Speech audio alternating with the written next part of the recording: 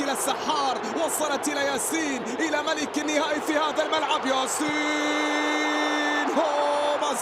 ما زالت راسية الجزائرية. ياسين مرة أخرى، فرصة المحاربين، فرصة الخضر عن طريق السحار. ياسين، نعم أنت السحار بذكريات ما فعلته هنا قبل 4 سنوات، وذاك الهدف الذي رفعت بعده الكأس العربية الذهبية في هذا الملعب. لكن ياسين كان يقف في موقف تسلل في اللقطة الماضية.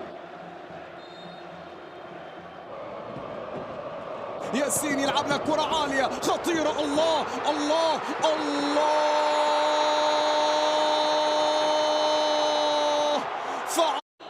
هنا كان متسلل فيما يبدو عبادة في اللقطة الماضية. أداء كبير في المباريات التي خاضها أشرف عبادة الذي سجل هدف، لكن الهدف كان ملغي بسبب التسلل على عبادة.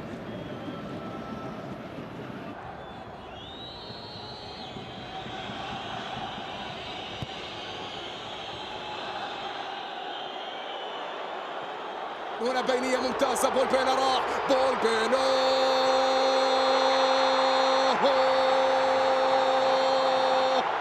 فعلها عادل، لكن هناك راية قطعت احتفالاتها وقطعت احتفالات الجزائريين.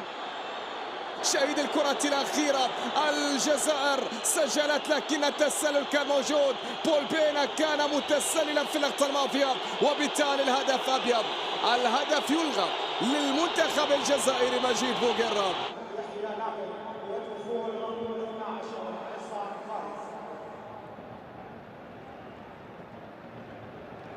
فرصة جزائرية، انطلاقة لعادل. بولبينا راح، بولبينا تقدم، بولبينا ما زال، بولبينا إلى ياسين، ياسين والتصويب، بولبينا. الله،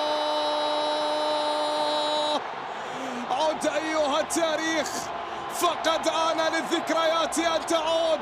فما توقف هنا، الجزائري يقول أنه سيبدأ من هنا. بولبينا يسجل أول أهداف الجزائر. الجزائر تتقدم في نتيجة هذا اللقاء.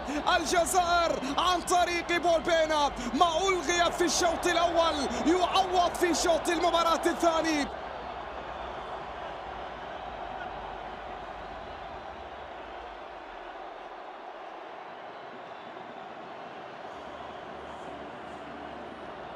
كرة باتجاهية، عاصم فايز عندك كرة من جديد، تمريرة في اليسار، عرضية لا تأتي، والكرة الخطيرة